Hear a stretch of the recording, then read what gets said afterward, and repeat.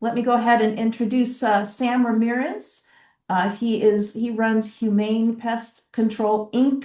Um, he is boots on the ground in LA when you need a yard assessment or setting up some deterrents, putting up a coyote-proof fence. So that's your guy.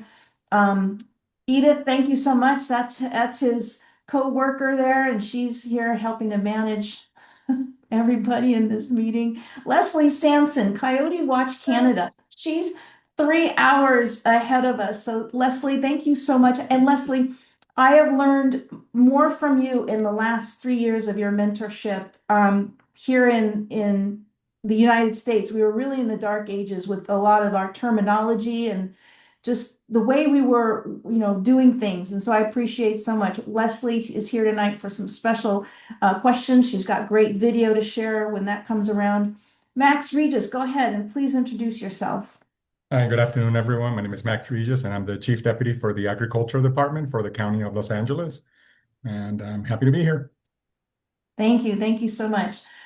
Okay, let's see. I think that we will go ahead and start taking some questions. Again, for those who just entered, please you keep muted and use the raised hand button at the bottom. We will take questions from you guys online in a little bit. We're going to first go through the questions that came to us online.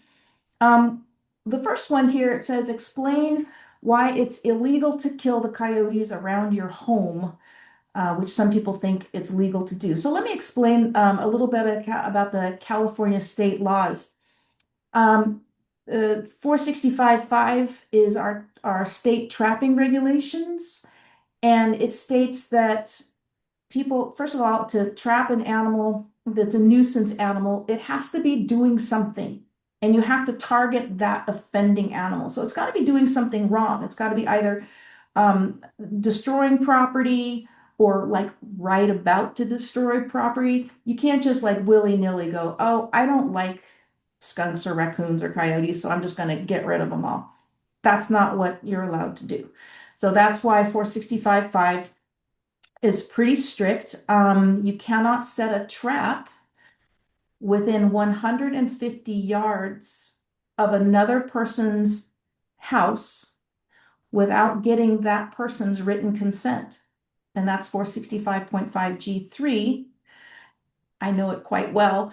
And it gets misinterpreted all the time, but that is the true law. So nobody, not a homeowner, not a licensed trapper can set a trap within 150 yards of another person's house without all of those persons within that circle, 150 yards, without their written consent. That is the law. And then you can't take coyotes or any other wildlife elsewhere. You can't relocate them for good reason. They die trying to come home. That's based on research that's been done. They die trying to come home. And also, there's other things that happen when you take an animal and you put it into another area. It's also a death sentence for them. And it can spread disease. And then when you take an animal out, it opens a vacancy and it's just going to be filled by another animal. So the equation 1 - 1 = 1. So anyway, the translocation or relocation is illegal, and you can't even take the animals off site to kill them. They have to be killed on site. If they were legally trapped, they have to be killed on site or released on site, and those are the laws. So they're pretty strict, and I think it's good because it forces people to deal with their wildlife conflicts in a better way, to think outside the box, if you will, because that's what's really going to solve these problems, whether it's with, neighborhood raccoons or skunks or coyotes. There's better ways, and we can talk more about those later. But that is why it's illegal to kill them around your property, your home. So basically, urban environment, you're not going to get that 100 people to sign on the 150 yards. Let's see here. Max, do you want to take this one? How often do coyotes bite people? We have not had any reports in the county for close to 6 months. The last reports that I remember it was a small child in the South Bay area, part of a baseball league team. Um, from what we're hearing, the children were interacting with the coyotes by throwing snacks at them and whatnot. And a coyote came up to the young boy and bit him in the hand, and arm. So it was unfortunate. He was a little trooper. He He says was. he's not scared. But yeah, that's the last incident. Uh, Typically, I only hear of two or three happening per year, if that. Yeah, I think in the country, it said something like maybe 10 in if it's USA or North America, and but most were in California. There was a bite on a child,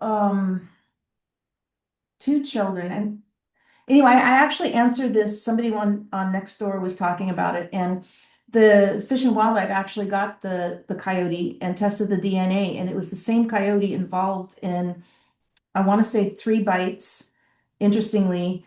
And I map it out. In fact, I should share my map. I'll do that later when I have time to go fuss around, but I want you to see the map. I keep track of your reporting, people that send reports to me. And it's amazing how many families of coyotes we have. You know, they're monogamous, and when the male and female get together, they establish a territory that they defend, and the territory can be as small as a half square mile. And I'm having such a great time looking at this map. It's like, wow, it's amazing how distinct these family areas are and how many there are, and relatively few conflicts with people, really. Okay, going on to the next question. People in my neighborhood feed coyotes. How can I report them to get that to stop? That's great. In the resources PDF that we have posted in chat, in there you will see at the top of the page, actually, it says how to report it to the state of California. It also cites the laws there for the county, the city, and the state. So you would start by, I mean, you can certainly report to me. I've helped a lot of people get results. You can report it to me, and then I will alert the authorities, make sure they follow through. Or you can also call CalTIP, CALTIP. You can look that up. That's the state of California tip line. So you can stay anonymous or you can use your name. They also said, let's see, tons of food in the area. Yeah, and that's what draws them in. Let's see. Somebody's asking for hard data for attacks, especially dogs and trends. Oh, is wolf, let me go to this one because I can answer this really fast. Is wolf urine effective to deter coyotes? Probably not. I might let Lesley answer that after I say those products, those commercially made products, are cruelty in a bottle. They're made from animals that are in fur farms and urine farms, kept in deplorable, inhumane conditions. And guess what? Human urine works just as well. And when we're using urine, and the guys usually like doing it. When you use the urine, it's a strategic thing. It's like not all the time, and it's not like you're just going to go put urine in the yard and it works forever. Or even if you continue to do it, it works forever. No, it's a strategic thing to break a habit, to say, this is my territory, you're not welcome here. And we usually do it in combination with some other deterrents. But it does, human urine is fine and hopefully cruelty free. Lesley, do you want to talk about the wolf urine in particular? Yeah, I mean, many of our cases, hi everyone, many of our cases where folks have actually gone out on their own and purchased this stuff, first of all, they don't know where it's sourced. Some of it is marketed as authentic urine and it's not. And as Rebecca said, the cruelty aspect and just the unethical production of it. But what we know to be true is that it really actually attracted other canids because of the curiosity and looking at it as there's a competitor in the landscape. But we know that one farm in particular, sheep farmer, Topsy Farms, you can Google that, or I can send the link to Rebecca, they actually use human urine and spray it strategically in their different pastures where they have their sheep. So I think it's really more effective to address and remove any attractants and manage what you're doing personally on your own property and then out in the public areas versus looking at these very trendy products that are not proven to work. Yeah, great. And myself, Lesley, Sam, we can all talk with you about if you have a problem, and we do say use it. We're gonna take you step by step on how it can be used effectively. But and we have used it quite recently.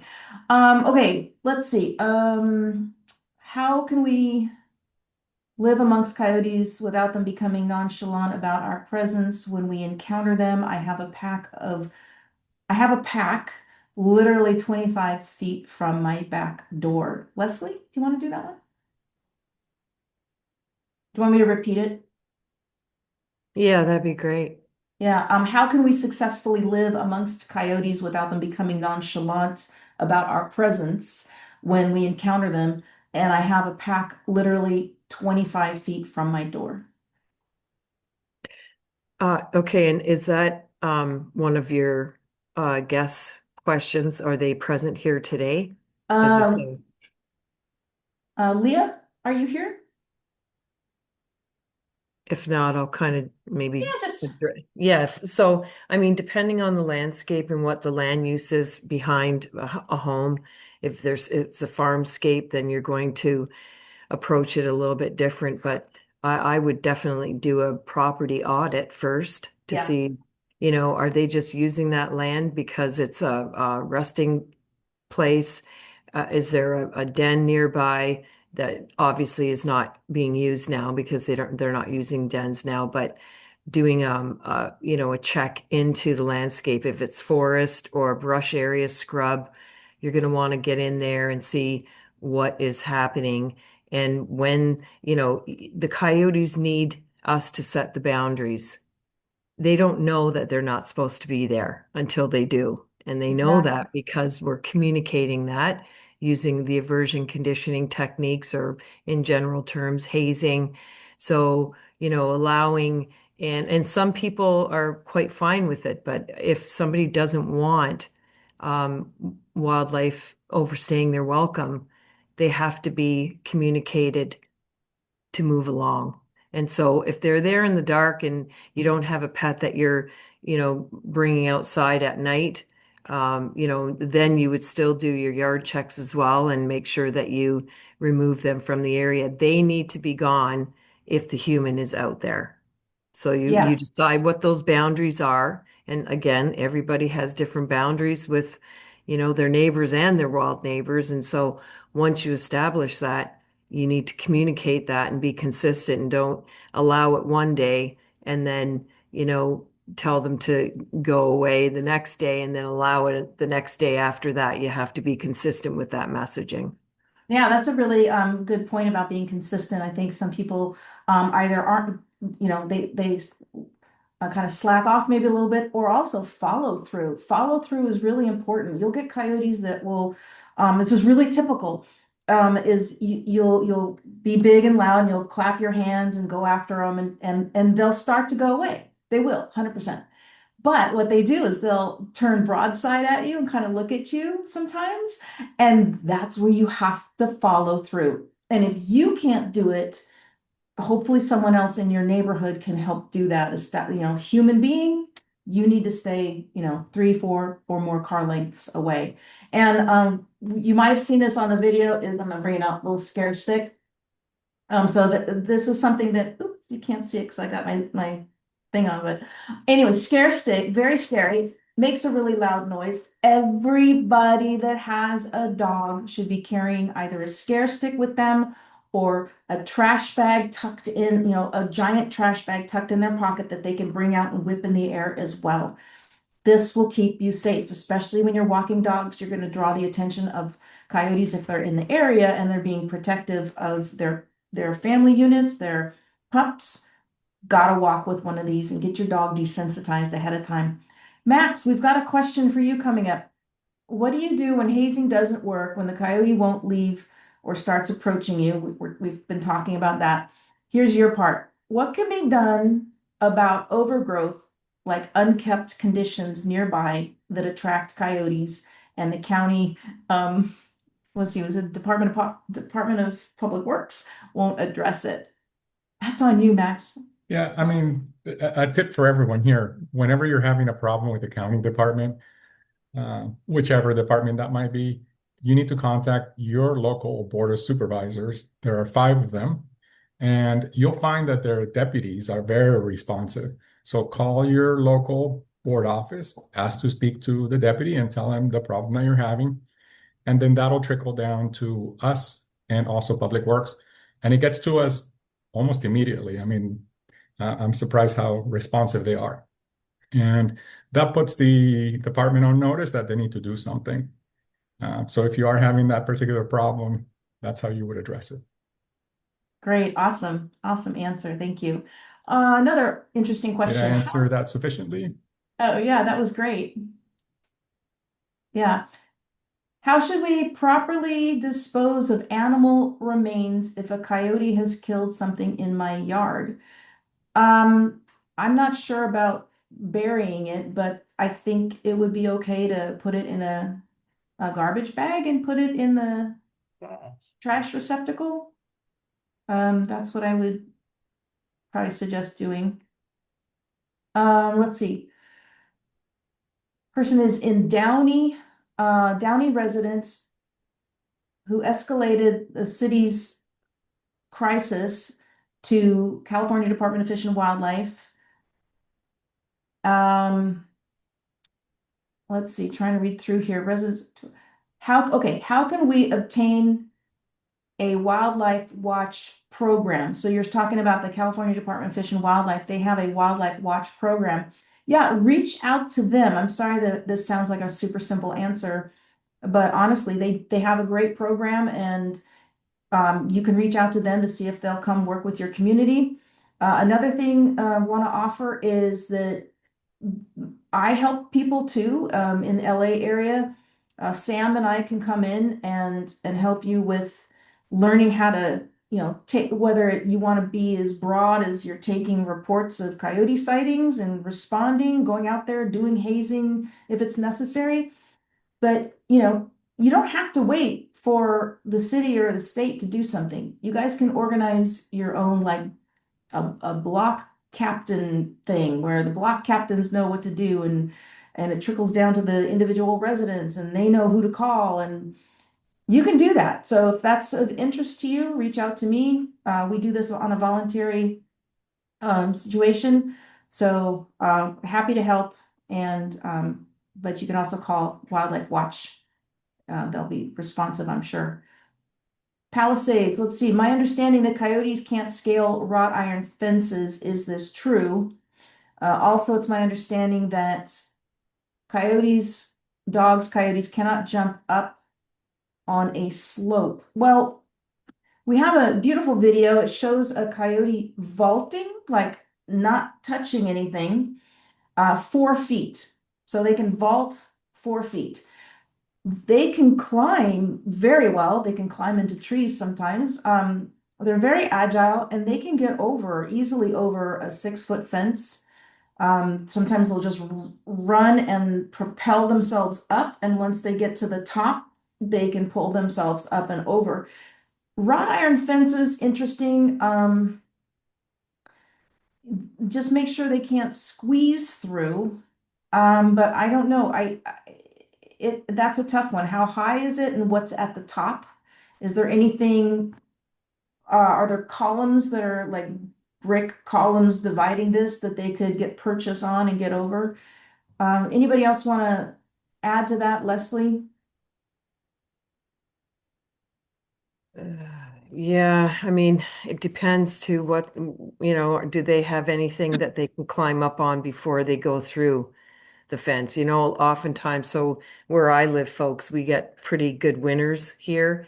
And oftentimes at the other side of the fence, people have put debris or they put, they throw whatever they have in the backyard over. It becomes a bridge in the wintertime.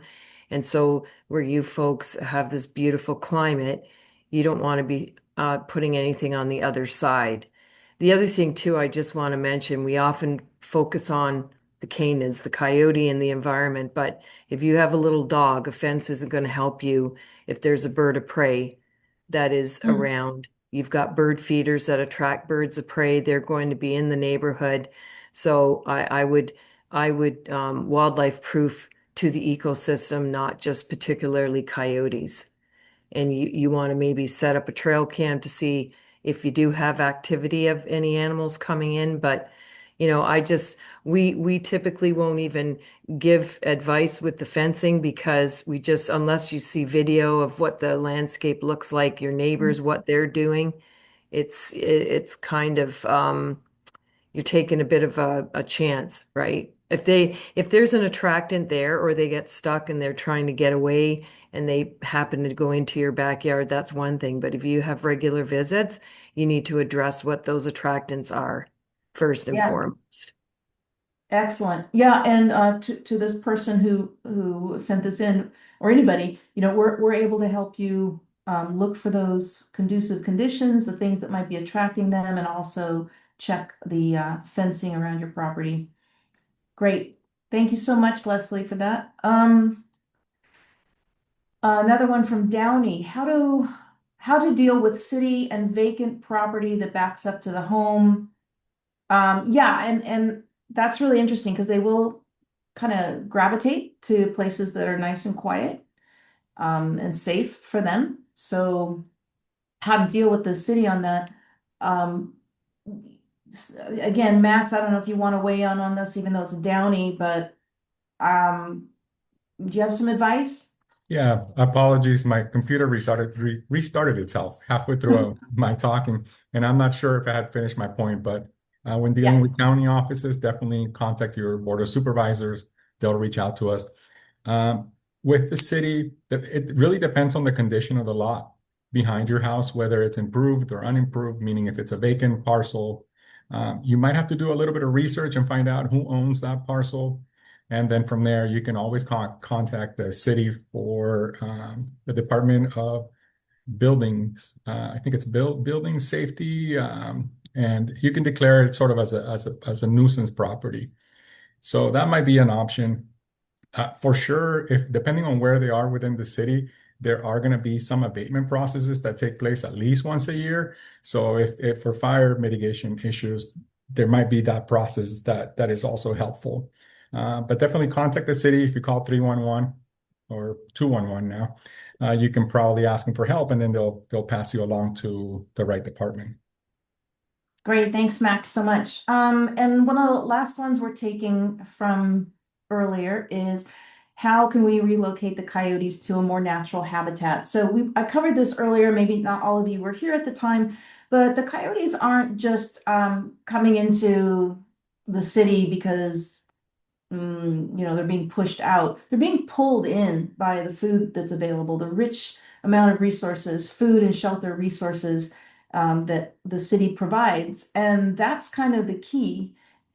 We can't take them anywhere else. It's a death sentence. They die trying to come home. And plus, we make a vacancy. It's like a vacuum. And when we take those out, more come in because we haven't dealt with what caused it in the first place is this abundance of food and shelter resources. So that's where we really need to focus our attention. Okay, so that wraps it up for the questions that we had ahead of time. So now, um, if one of my co-hosts wants to say anything or, oh, wait, hold on. Somebody did have a question about signage. And Sam, this is a great opportunity for you. If you can show that beautiful sign you had made for not feeding coyotes, take it away. All right. So we got some custom signs made, because a lot of people are not aware that you're not allowed to feed wildlife. And if people knew that, by having a sign, they'll be more prone not to feed them. So it's like Rebecca was saying, it's just the conditions have to be almost perfect for these coyotes to move into an area. If it's a vacant lot, if you have a house that has missing subfloor access doors, Those are considered dens, and they will thrive if they have a food resource nearby. So, for an example, as bird feeders, great for the birds, right? But what happens is it attracts the rodents, and then the rodents will attract other wildlife like raccoons and skunks and coyotes, and that's when we have a rise in activity. And because no one is doing any kind of hazing, scaring them away, letting them know like, hey, you're not welcome here, that's why they just keep on coming back because no one is doing anything about it.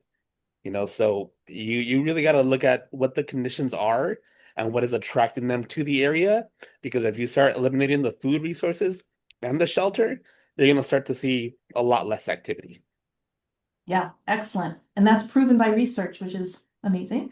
Okay, so if we don't have anything from the co-hosts, let's move on to taking questions from, let's go with Sarah R. You've been waiting quite a while.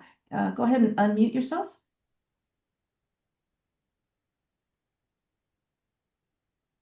Oh, hi there. Hi. Hello. Hi, thank you so much, Rebecca, for hosting this workshop and Thank for you. others who are also helping and participating. I'm the one who asked the question about the Wildlife Watch program. I'm a resident here in the city of Downey, and so just a quick summary since I want to be mindful of the time. I originally had one question, but I had two questions since we had an incident happen over the weekend. I'll prioritize on that one first. So early Saturday morning around 4 a.m., which I'm aware that's when they're pretty active, more or less. We do have two vacant homes, one next door, and the cameras did catch that they were occupying or visiting my next door former neighbor's home, which has been vacant for about a year now. When I saw the camera, it had already been 15 minutes that passed, but I went ahead and turned on my backyard lights and I made a bunch of noise with the furniture. I shouted. I went in the front yard too. I unintentionally, I'm sure my neighbors weren't happy about it, that both dogs all neighborhood dogs from the front and back of the house went crazy. And so this isn't I was a little nervous because this is the second time I've hazed coyotes, but it's my first time hazing more than one. I don't know if they were still nearby, but I'm pretty sure they heard us. Since it's a mated pair, I'm pretty sure they're pretty familiar with the area. So I did report this to the LA County Department of Agricultural Commissioner / Weights and Measures, also with the City of Downey. I also directly messaged one of the staff members from the county when he came in May to inspect the area because I did also have to haze a coyote with mange at the time. Unfortunately, I felt conflicted doing that, but I also have pets and my family I want to prioritize on, so I did end up hazing that coyote as well. He has not responded to my messages or with the videos. Um, I also made a formal report to request a callback as well from the county.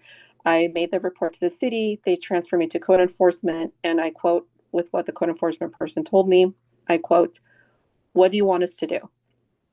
End quote. Oh dear. And I've also been I'm the only resident who has made two public comments in February and in May, because in January I also saw another coyote in my front lawn as well. And so I made two public comments with the city council. I've asked for the Wildlife Watch program. Um, this the city manager. I won't get too much into politics. Basically, they believe their city website is enough information to help reduce human wildlife conflict. And I've also been in touch with Alex Heron from the California Department of Fish and Wildlife, who also hosted a town hall meeting back in 2019 in Downey. And so I haven't heard back from him yet. So basically, as a resident, I'm trying to figure out. I'm literally the only resident who has hazed coyotes. My neighbors call me saying, "Hey, Sarah, there's a coyote over there. There's a coyote over there." I'm like, "Okay, you can do it too." So bear with me. Long story short, I have two very frail senior dogs who are 16 and 22 years old. I make sure I check my backyards prior. I pick up fallen fruit. I make my presence known. I'm very concerned about the vacant home there, and I feel that my resources are limited because of lack of response. So I don't know what else to do on my end. Um, was it Yeah, okay no, that I came outside that early, or was it risky? Um, no. I want you to make, first of all, I want you to make a scare stick no matter what. okay, And have that at your front and back door, just in case you need it. And you got little, little senior dogs. Yeah, take that scare stick with you no matter what. I'm not hyping up the fear here or the risk. It's just Yeah. good practice. And it'll help you feel, I think, more confident because you have, this thing in your hand. But anyway, yeah, I want Max to come in a second. And Lesley chime in as well. To me, when you first of all, yeah, it's going to be a mated pair because you see two of them. Yeah. I'm going to jump to that conclusion. You've got a vacant house, and I think Max can speak to that as possibly, something that he can give you some guidance there. And then also I want you to pay attention when you go out in the morning, listen and look to see if, I know this is going to sound really weird, but look for birds and listen for birds. Sometimes people that are feeding coyotes are also feeding birds, like bird seed feeders, or throwing stuff out for pigeons that everything comes and eats. Just start thinking and looking and paying good attention because there's a good food source nearby, I think, within a couple blocks. And that's why they're kind of that's why they established there. Can we take Lesley first on that and then Max?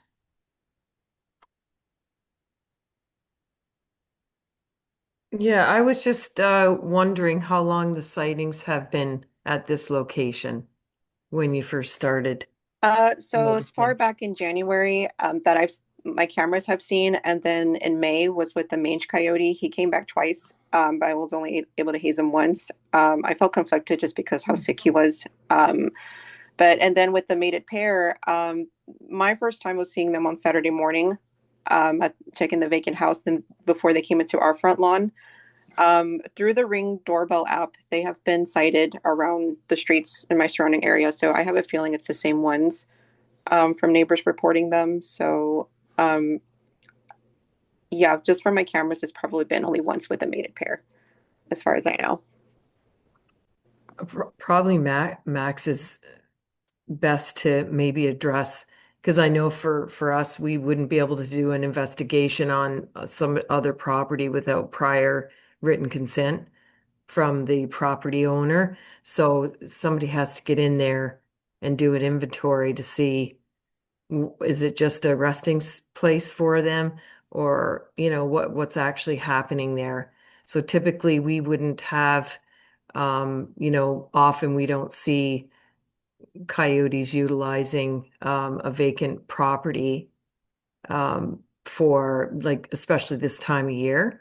They might seek shelter the odd time, but to have that consistent activity, somebody's got to get in there and do an investigation and just, check around and, looking at the scat, what is actually happening there. And then maybe you might be able to work on keeping them out of the area. But usually, typically, if they're, are they going from point A to B? Are they overstaying their welcome on that property? Are they being fed by somebody really close to you? So they're going to hang there. They basically they've been, they could be trained by food conditioning. So they could be human and or food conditioned. And I think just, Max, again, is probably the best person to kind of expand on what the next steps could be there. Thanks, Lesley. Max? Yeah, I mean, if it's the city of Downey, definitely reach out to them again because you're going to have an interaction with the city and the owner of that property. Like Lesley said, you can't just go onto that property. You would be trespassing. Any of us would be without their consent. Now, if the property is not in disrepair and the property is just simply vacant, from a code enforcement standpoint, there's not much you can do. That property is just simply vacant. And we have seen that coyotes will move into not move in, but they will use properties that are vacant as a resting point.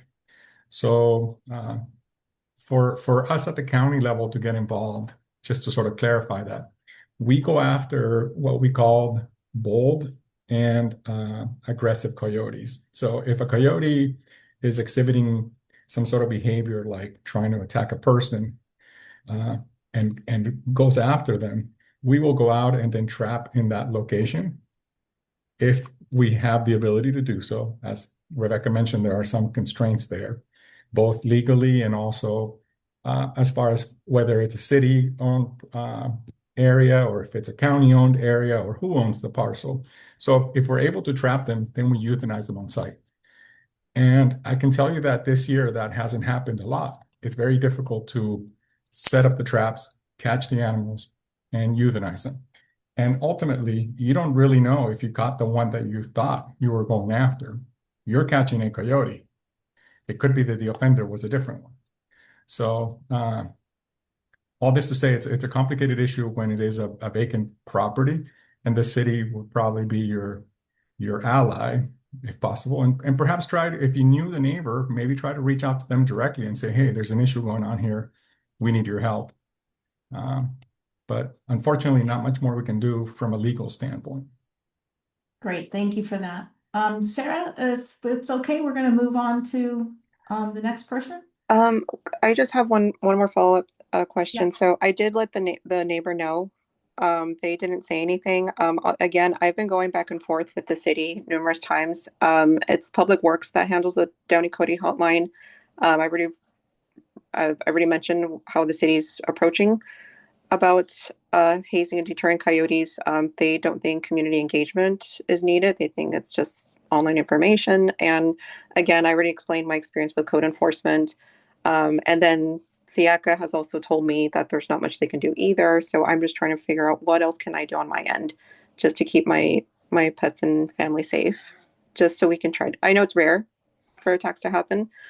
Just to point out, I do love animals. I do love nature. So that's why I have conflicted um, opinions about what's been happening. I just want to make sure what else can I do on my end if it's Yeah. Yeah, I mean, I can share. I have two senior dogs as well, and in my area, I live in North Hollywood. We have a ton of coyotes. They're everywhere. I see them every morning when I walk. I see them walking across the street. So they're prevalent here. So with my senior dogs, what I do is I take them out, even in my own yard, on a leash, because I have control over that animal and I can pull that animal close to me if I need to. Uh, it's never happened yet, but it is an option to keep them on a leash. The second option, which is kind of extreme, we have seen catios. People build sort of these enclosed areas in their backyards where then they can let their cats out.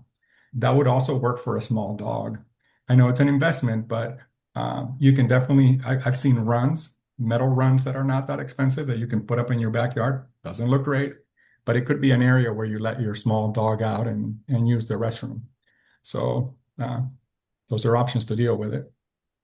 Excellent. Thanks so much for that. Sarah, maybe I'll get in touch with you after.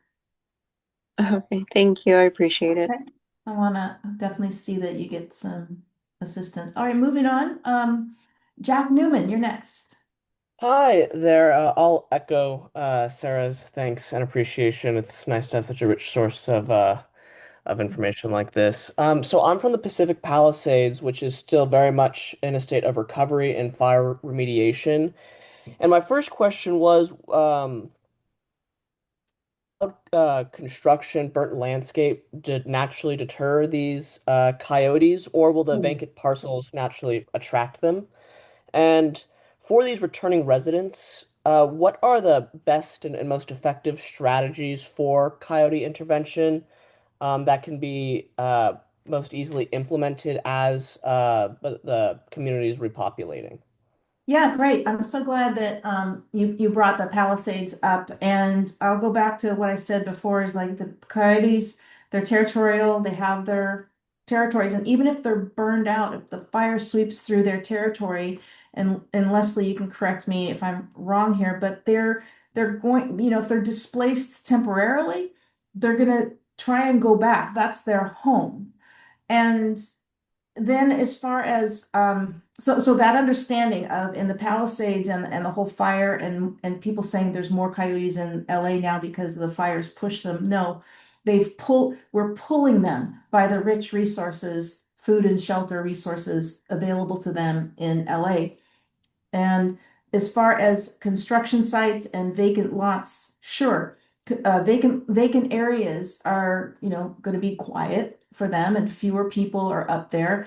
Construction sites can be a real problem with food being left out and available. That's construction sites are often a place where they go. And construction sites, I don't know if you saw the West Hollywood news a couple weeks ago, but some coyotes had taken advantage of a construction site that had stopped work and had been kind of vacated. And the coyotes took over and had some pups there. My colleague Sam Ramirez actually responded to that. And when interestingly, after the first, after Sam went there to do just an assessment, just his presence there for about 20, 30 minutes, and he didn't do any hazing. He just stayed clear, just documented what he was seeing. They were gone for 5 days. And we know because we had people monitoring it. So the point is that human presence is what's going to turn the coyotes away. So just go back, make your presence known, and watch out for if you see the coyotes loitering at a construction site or somewhere, then we need to, figure out why they're there. But let me open this up back to Lesley if she has some more input on that situation. Yeah, I mean, it's difficult. We have to adjust. There's so many losses that people go through with fires going through a community, um, whole houses and landscapes, and so much is lost. The wildlife is feeling that as well. And so, if even when there's landscapes, as Rebecca mentioned, that are impacted by wildfires, these animals have a set territory, even if partial foliage is gone, or maybe, water sources are gone, they're going to they have a high fidelity to their home range and territory. So they're going to try to come back.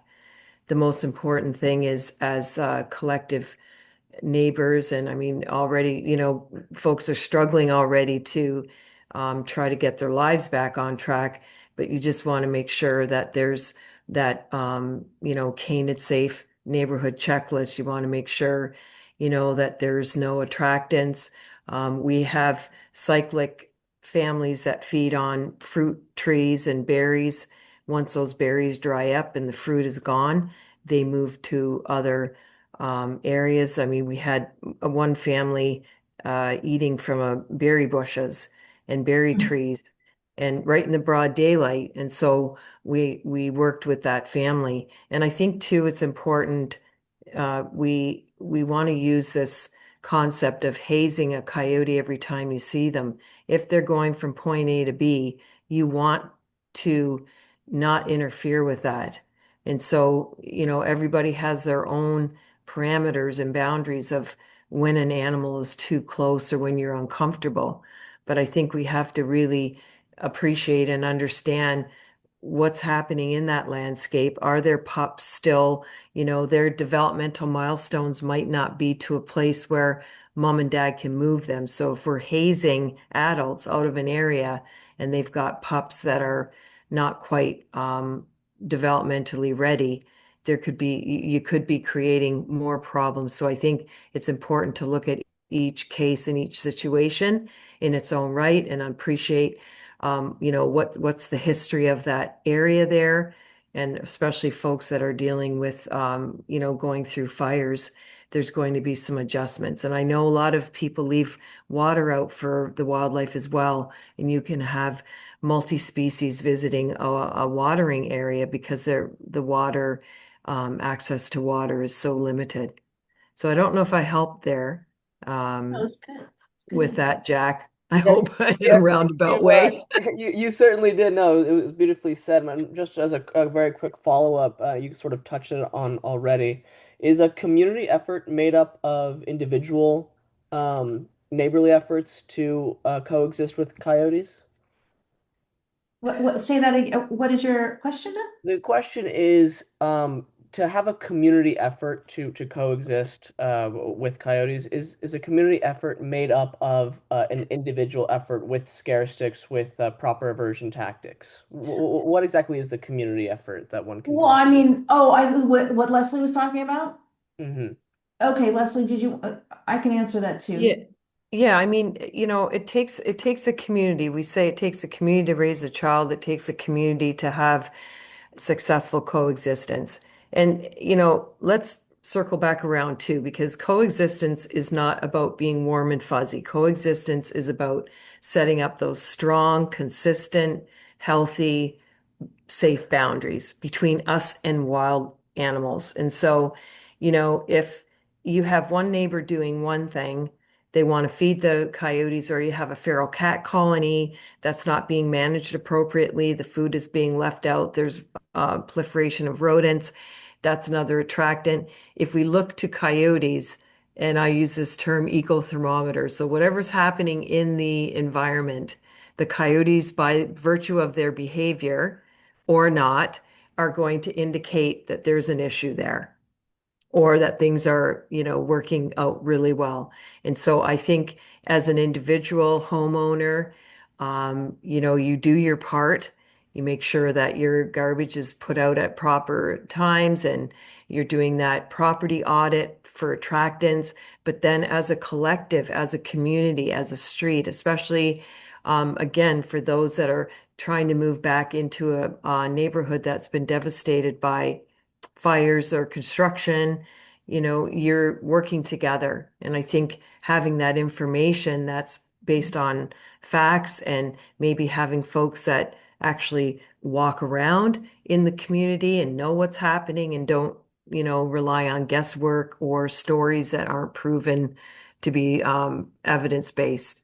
So it has to be, from the individual to the community collective to truly provide those consistent messages to these highly intelligent animals that are cousins to our domestic dogs. And the messaging needs to be, put out there by everybody. Great, awesome. Thank you very much. Yeah, Thanks, and Jack. if I Yeah, can add Max. really quick, I do have some experience with Sunset Mesa, which is next to Palisades. We are working that area. And what we're seeing is that as folks are rebuilding, there is a healthy population of coyotes within that area already living there because everybody sort of moved out. Well, everybody had to leave because of the fires and their homes were burned out. So the coyotes that are there now, as homes are being built, I think that there's going to be a period, probably of 1 to 2 years, as this rebuilding happens, where folks are going to have a lot more interactions with coyotes because there will be vacant lots next to their homes. And so what we are asking folks in those areas is that they keep the weeds down, trim those weeds. Don't let your property get into some state of disrepair that provides more shelter for the coyotes. Oh, Uh, that's great. so that's what we're experiencing nearby. Great. Thank you for that. Thanks. Okay, Tony, you've been waiting a while. Go ahead and unmute yourself. Yeah. There you go. Hi, Tony. Am I unmuted?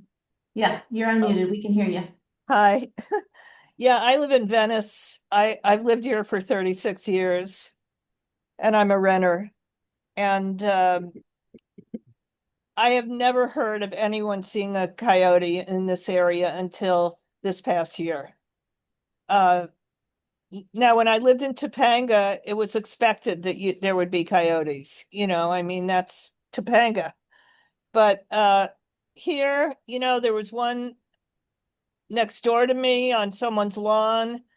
There was one in my alley. They're walking down Rose Avenue. And, some people would love to coexist with the coyotes, but, it's changed a lot of our lives. I mean, sometimes feel like a prisoner in your own house. And it's really depressing for your animals and for us. And when people Mhm. come up with a solution, they're getting this, well, it's illegal to do this and this and this. What I don't understand is why it's illegal to relocate them because they might have a disease and spread it. But if they have a disease, it's okay for them to be walking around here among the population. You know, Can we're I can I jump in because I have a memory issue and I want to touch on what a couple things you just said right away? sure. Okay, cool. The thing about being a prisoner, I am gonna work with you until you don't feel that way anymore. So if it's at this meeting, that's great. If not, it's gonna be, I wanna, contact you privately afterwards. So in Venice, you've got the coyotes, you said something else. Hold on. The coyotes that you're seeing loitering or hanging out, I want to know about that too, so that we can send somebody out there to take a look and, like Lesley said, do an audit, which means looking around for why they're there. The point about relocation, it doesn't work. Removal, let's just say removal. If you remove however many coyotes you want to remove from Venice and you get them all out of there, poof, they're gone. How much longer, how long is it going to be before new coyotes move in? It's not going to be very long, and it gives people the false sense of security when that's done in cities where they do that. People think that they're going to have time without coyotes. You're not going to have time without coyotes unless we go back to the core reason why they're there is food and shelter resources that make it so that the king and the queen, the male and female, only have to have a couple blocks where they get enough food they can raise their family. We need to shore up all the trash cans, make sure they can't get the food, stop feeding the cats, stop feeding the coyotes, reduce those resources. So now this king and queen, instead of having two blocks, that's all they need, right? No, we've taken all their food and shelter away. Now they have to expand their territory, so maybe it's 1 or 2 square miles, but we're not going to get rid of coyotes altogether. That's one thing that you need to know. And again, I'm going to help you not feel like a prisoner anymore, but you have to know there's always going to be coyotes there. And what works, and this is based on research of studies coming out, a 14-year study is coming out soon that shows that taking away these food resources and their shelter resources is what works. And it comes down to the cities. I mean, you can only do so much in your yard, shore up the trash cans and don't feed birds and all that. But it comes down to the community, to the city, um, taking action LA is gross right now. I'm from LA and it pains me to go down there and see the garbage overflowing and the parks are littered and gosh, Venice is a rough hood in itself. I mean, I'd be more scared walking around the streets in Venice from the humans walking around there than the coyotes. So I take your point seriously, and myself and my colleagues are going to work with you so you feel safe. No, I just want to know why the law applies to coyotes spreading disease if they're relocated. That's not the law. That's not why it's there. That's not the reasoning. That's one of the reasons that they can spread disease. They can compete with resources with other ones. They can die trying to come home. It makes a void that others fill. It doesn't work. But they can spread disease just walking around our areas. So I But that's not your I I did want to understand.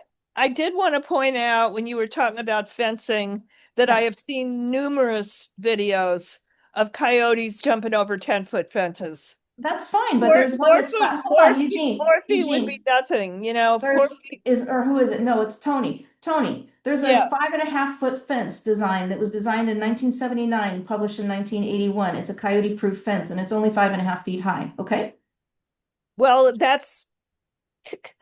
my yard is completely surrounded by fencing that's more than 5 feet, and yet But I, it's not the height. It's not the height, it's the design. And I swear to God, I'm going to work with you because you're a tough cookie here. I am going to work with you well, I'm not a privately. tough cookie. I just No, feel you're that not listening. I am listening. I don't think you're listening to me. I don't think you're listening to what it's done to some of us. And I do hear you, and that's why I'm going to work with you privately so that you don't feel like a prisoner in your yard. And is that your cute little dog that you have on your screen? that's not, I have another one. That, Okay, that well, that's I want that's you and your dog to be safe. well, we're not. But I'm You going know, to make it that way. You're not, I'm going to make it so that you're safe. I just think you should take into consideration that not everybody has the money to go and build something behind their house and turn it into a whatever, Oh, catio? yeah, I mean, and Yeah. one of the reasons I moved here was because I have a big yard which is fenced, but I have to go out, I'm 80 years old. I mean, I have to take my dog out and go out with her because I'm worried, and she's not old. I mean, but she's a dachshund, I mean, she could be a good meal for one of those guys. And it kills me to think about it. Look, I walk around with a hootie and an air horn, so it's I not don't want you to, did you miss this? what? Did you miss this? No. And look, Trisha, yay, Trisha with her scare stick. Okay, I need you, and somehow I'm gonna get it to you because I don't expect you to build one. Scare Well, stick. maybe you And should just sell them at 7-Eleven. oh, what? We should I said, sell. maybe you should sell them at Maybe, 7-Eleven. maybe we should, but I want you to get one of these. I'm gonna make sure that you get two of these. In fact, a person in Venice Canals where we had all that stuff going down, they have them, and I am going to get you a couple of scare sticks. I want you to carry those, get your dog used to it, and I want you to carry the scare stick with you when you go out. But there's more to it than that, and I don't want to just hog all this time Okay, how with are you you going to get those to me, by the way? because I'm gonna you have an email. You registered with an email, so I'm gonna get in touch with you tomorrow. Okay, All thank right? you. I promise you. Okay? Yeah, I have one more question for you. Is Yeah. who enacts the law about what you can and cannot do with Well, coyotes? In depends other on what words, you're talking. Probably. if you wanted to challenge the law, what body are we talking about? Are we talking about Board of Supervisors? Or we No, state of California. okay? So the So the Department of Fish and Wildlife. okay. And Thank and you. then there's other laws, but you and I will discuss this privately tomorrow, okay? Okay, Okay, fine. I'll email you in the morning. Okay, great. Okay, Eugenia is next. Okay. Hello, Rebecca. Thank you. I'm Hi. the other individual that I'm also from Downey, so you did read Okay. my question. We have a vacant home that backs up to two homes. The gardener does maintain that they have a very nice porch that they just love to lounge in that area. Uh, Maybe a couple of months ago, we have a big avocado tree. I happened to look out there, and first I thought, oh, it's a dog, but I go, oh no, it's a coyote, right there in my yard. So I opened up the door and kind of flapped, yelled, and it went over the brick wall back to that empty home. My neighbor and I, has contacted the city of Downey and same answers as the other young woman received that they can't do anything about it. The property belongs to an LLC.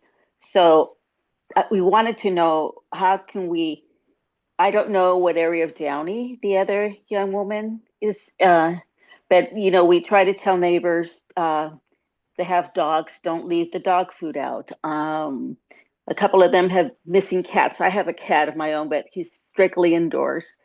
And as a matter of fact, we're having a neighborhood watch meeting 2nd of September. We try to get individuals from our block and a couple of blocks. So I would love to get an idea of those scare sticks. So maybe I can have some for them when we have our neighborhood watch. We're hoping to get our district rep and the mayor and somebody from the police department. Hopefully they'll show up. And this way, neighbors can discuss any issues that we have for our area. But I know it's been an issue in the Downey area. And again, we have a golf course nearby. So plenty of room. But I think these vacant properties, I mean, it's been hot. There's a nice shaded porch. They like to lounge around in the area. I know in the evening, we've been here 30 years. I mean, I'll see Mhm. possums, uh, skunk. I don't see the skunk anymore, so maybe they took care of that. But a lot of little wildlife, you know. I mean, the picture you have behind you, I think they're beautiful animals. It'd be nice to have as a pet, but of course, they're wild.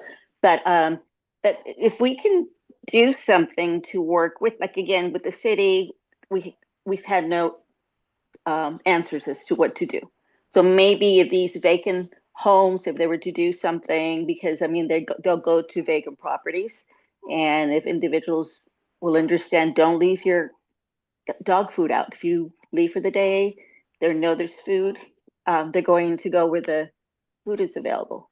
But if Right, I would like exactly. to have some information that I probably could hand out maybe Yeah, when we have our can neighborhood I walk. call you can I email you in the morning? Oh, sure, sure. Yeah, I'll Yes. email you in the morning. I'll make the way to get you some scare sticks, or at least, also just to remind everybody, number one, it's 8 o'clock. We're going to keep going. Number two, on the resources, I'm sorry, on the chat, there's a link to resources, and that will it has a link to report feeding. It has a link to report sightings. It's got all sorts of good stuff in there. It's got a link to the how to make a scare stick. But I'm going to call Hmm. you in the morning anyway. Okay.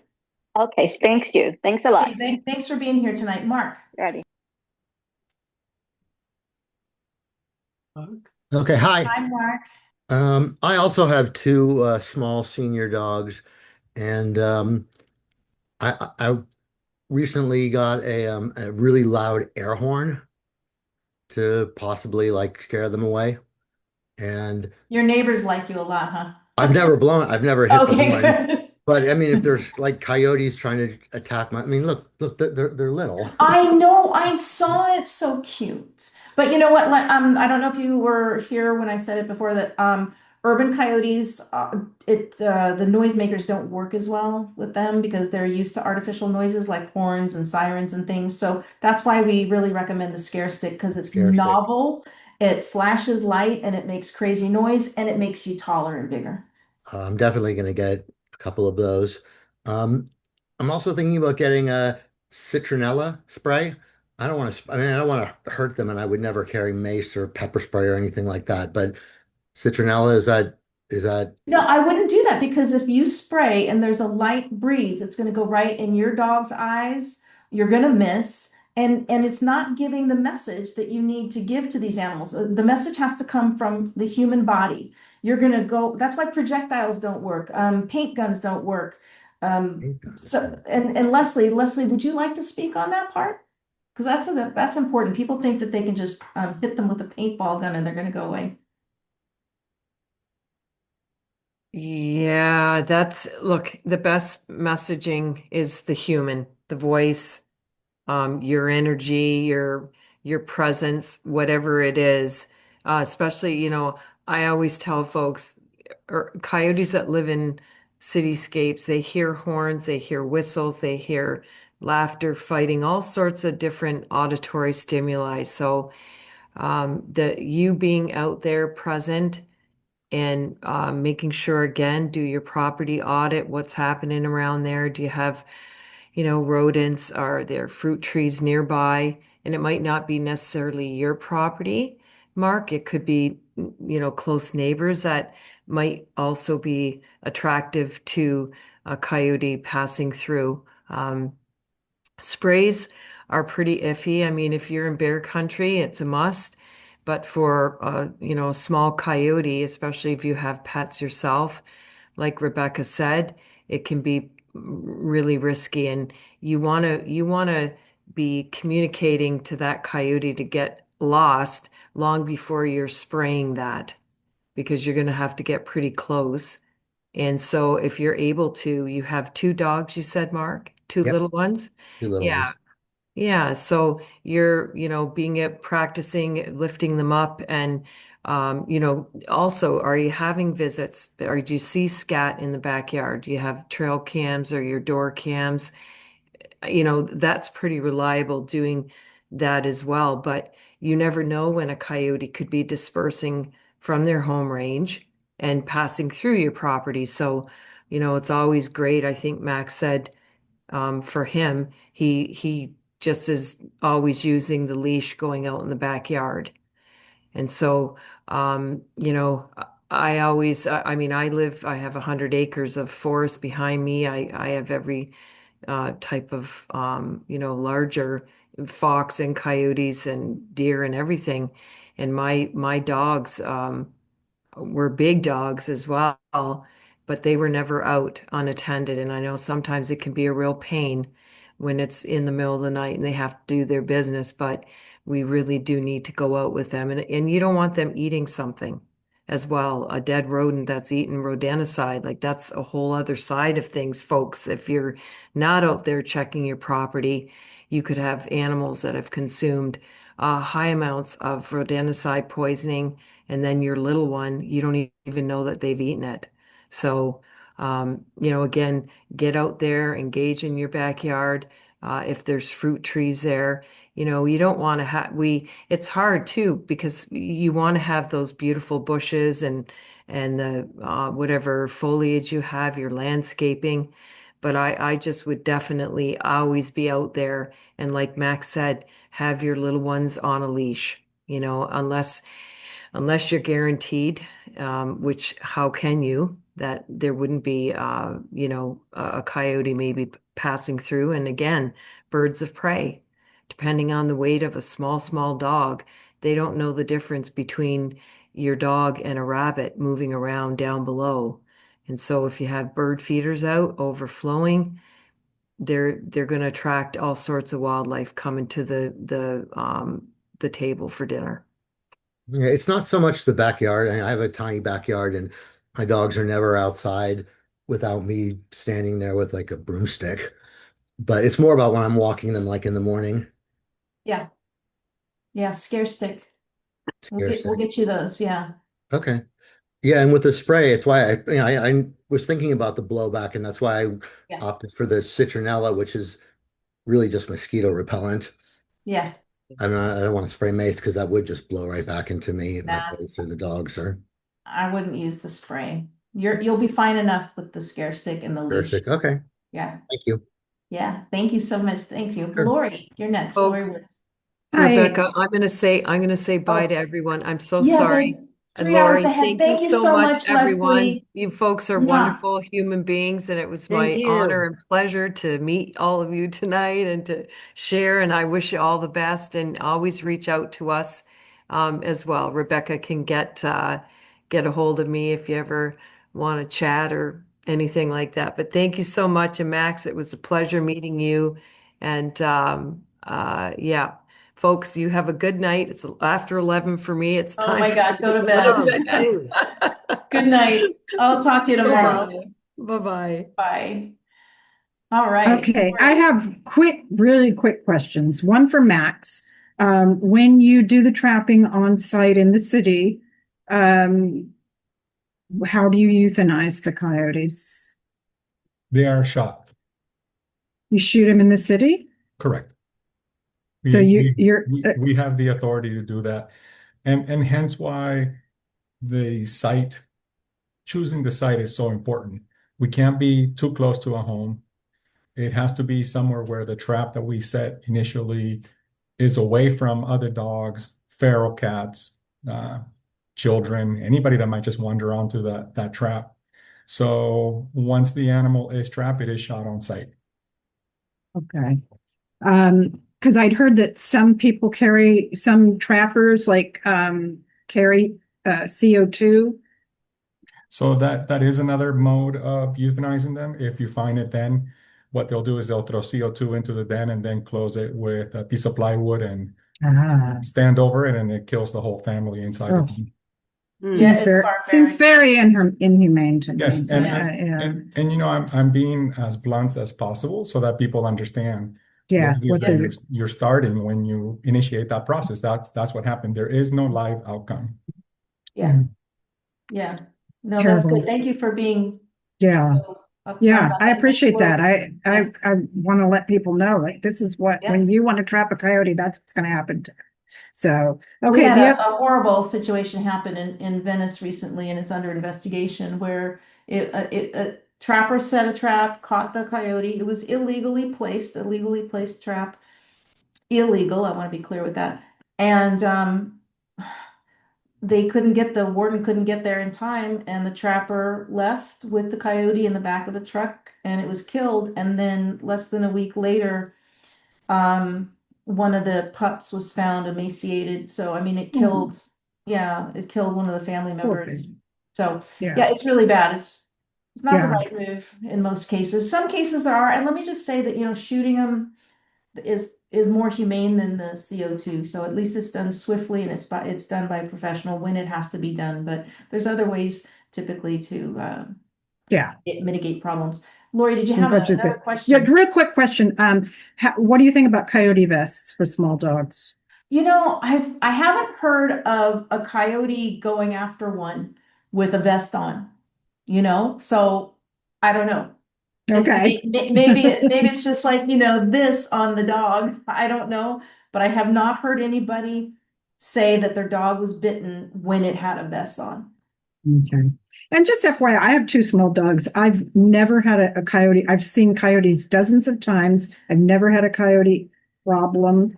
One time a young coyote followed us, got too close, and I paced, I clapped, and I yelled shoo and Nice. went away. Nice. So, yeah. Fabulous. I've So seen thank the you. vests. I've seen the vests used at the dog park. Oh, you Small have? dogs. And Oh. it does work when larger dogs try to pick on a small dog. Oh, I that's don't know good to how know, Max. Oh, Okay.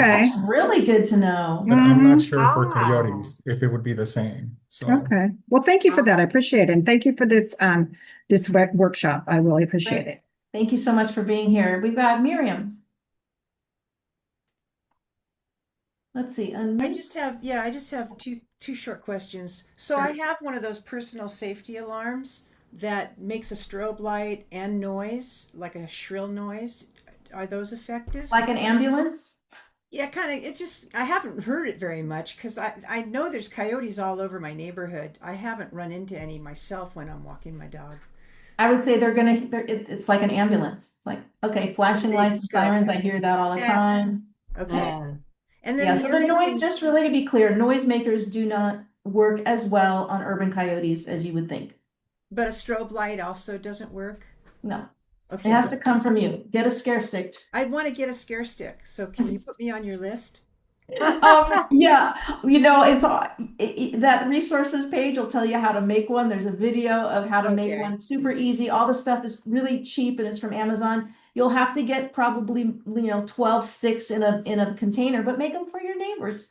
Okay. and one thing to add to when you are deploying some sort of noisemaker and you have your dog with you, if your dog becomes scared and backs out of their leash or runs away from you, you just exacerbated the problem. So just be careful of how your dog is going to react to that loud noise. I have a blue heeler. He'll probably try to herd the coyotes. No, that was a great point. Thanks, Max. Really, really important. Okay. Okay, any of my colleagues want to wrap it up or we're gonna... May I Rebecca, say one- Oh, something? Patricia. Yeah, I couldn't find anything for raising the hand. I wanted to thank you for this. I also wonder if you can, I see a lot of things on the Venice, Santa Monica next door that are so bad. The information is so poor. Yeah. And one guy said he watched part of your video and it was like, huh? I saw that one too. Yeah, I mean, it's like, what? You missed the other part. Yeah, you missed the important part. Is there any kind of short written information you could post there or send it to me and I'll post it over and over and over? Because that's a great idea, Patricia. Saying the same idiotic stuff and they don't know what they're dealing with and they come up with answers that make absolutely no sense and it's just does a lot of damage, I think. I go through there sometimes when I'm having coffee and spend way too much time.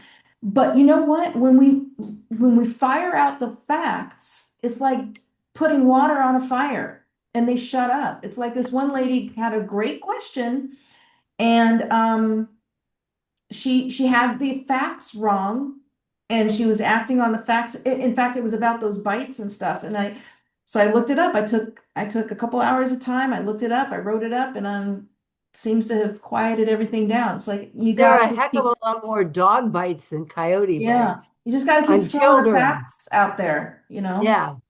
But I'll get with you, Patricia. We'll get together. If you could send me something because it needs to be posted on a regular basis because people keep coming up with this baloney. Yeah. And it's like, I hate to tell you how many times I posted this meeting and people didn't respond. So you just have to keep. No, it's great. Thank you so much, Patricia. And we did have Okay. 151 people signed up, and then we saw more people signing up after. So I think we got close to 160 that signed up. So It's really an education problem. yeah, thank you guys so much. Do we need to, Sam, do you want to say goodnight, Max? I just wanted to share my screen for a second to show folks the number of reports that we get in 1 month of coyotes, so you Fabulous. understand what we see throughout the county. So I'm trying. Hold on, I got to allow. Hold on. There we go. Yeah.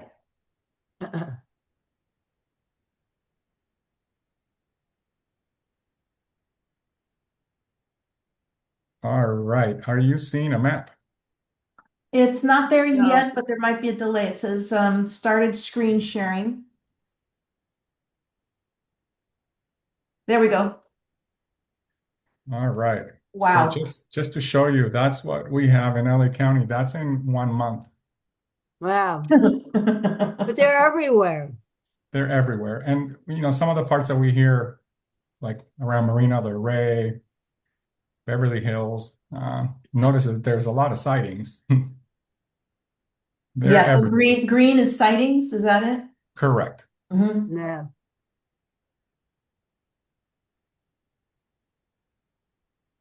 That's really cool, that map.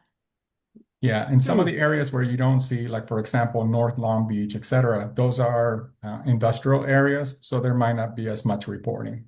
Mhm. All this to say, coyotes are in our landscape. They live here. They're around us. Mhm. That's awesome. Okay, I'll stop sharing. Thank you, everyone. No, it's fine. You know what? I want to share mine. Hold on. You've inspired me. I want to share my screen for a second. Hold on a second. Let's see if it gets to the right one. Okay, hold on. I think you guys will like this too. And Let's see if while I she can- pulls it up, all those reports that come into the county, each one of those gets assigned a biologist, and a biologist will call you and talk to you or send you an email.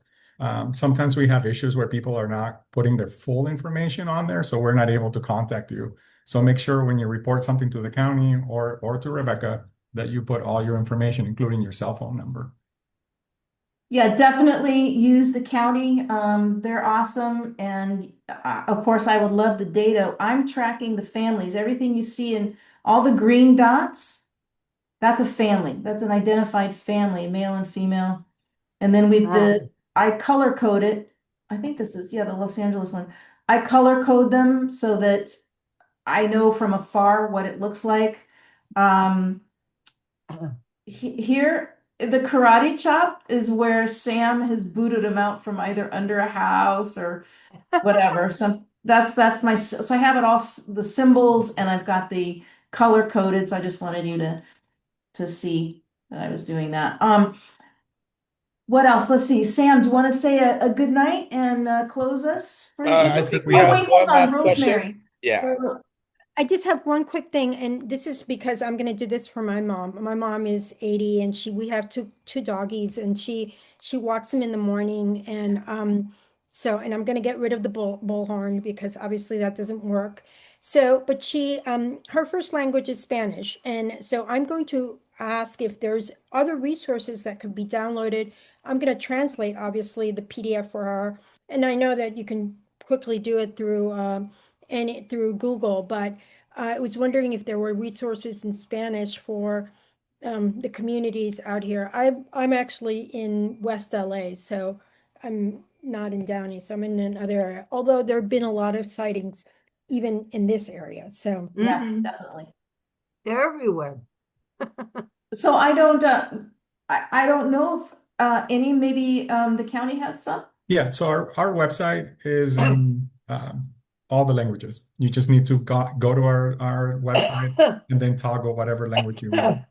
And Rebecca, if you had information that you need to translate it, send it to me, and we have a translation team that can translate that for you. Oh, I love it. I love it. Thank you. That thank sounds you so much. fantastic. This was great. Thank you. Thank you. Thank you so much. All right. With that, Sam, close us out.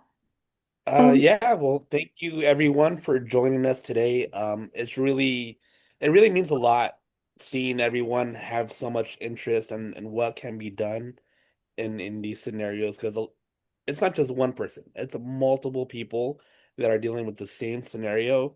And unfortunately, there's so much information on the internet, on Nextdoor. People look at the resources on ChatGPT, and you got to understand the information out there, it's very vague. There's no data that's backing it up. Right here, we've been doing this. We're the boots on the ground, and we're letting you know what works and what doesn't work. And just killing the coyotes, just get rid of them. We're not gonna get rid of them. We're not gonna get rid of raccoons. We're not gonna get rid of possums. We're not gonna get rid of rats. What we can do is we can control the scenarios. We can control the environment, and we can protect our home because that's what we have control of, our home, our person. So having the scare stick is a tool, and this is why we're glad that you guys are here, and hopefully you can share this information with your friends, with your coworkers, with your colleagues, because many people, they just don't know what to do and what actually works. So as far as like the foghorn blower, yeah, maybe once upon a time it worked, but obviously with the city being the city, there's construction going on, everyone's honking the horn because they're late for work, so they're used to the conditions. So when people see that there's a rise in coyotes, we got to look at the conditions. What is creating them to come in? And I understand. I'm sure the fires, the recent fires, they do play a role to a certain degree. But what is going to keep them at a good length if no one is scaring them away? That is the key here. I have a coyote that comes in my front yard every so often. I'm taking out the trash can and I see him. He's looking at me and I'm looking at him. Like, I may not have a scare stick on me, but hey, out of here, out of here. It's your tone of voice. It's your body language. You got to let them know you're not messing around. And if we were to all act like that and have your neighbors share that same energy when they see a coyote, instead of like, freeze, don't move, maybe if you don't move, he won't see you. We can't act like that. We can't be afraid of them.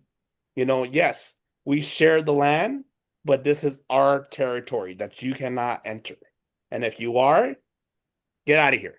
You know, we're not just scaring them into someone else's yard. We're trying to inform the neighborhood, hey, this is what's going on. I just talked to my barber today, and she was telling me that they have a family of coyotes living by a freeway. I'm like, okay, what do you do when you see them? Nothing. So Right? what do you think's gonna happen? Nothing. You know, the moment you start scaring them off and hazing them away, you're gonna see them come less often. Because now that street is no longer comfortable for them.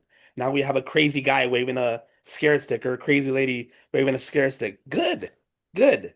We need that boundary, and the only one that can create that boundary is us. Don't Yeah. look at the city, don't look at anyone else. We have the control. So with Well that, said. thank you guys for joining Hazing us. works. Hazing works. Yay. Thank Hazing you, works. Tricia.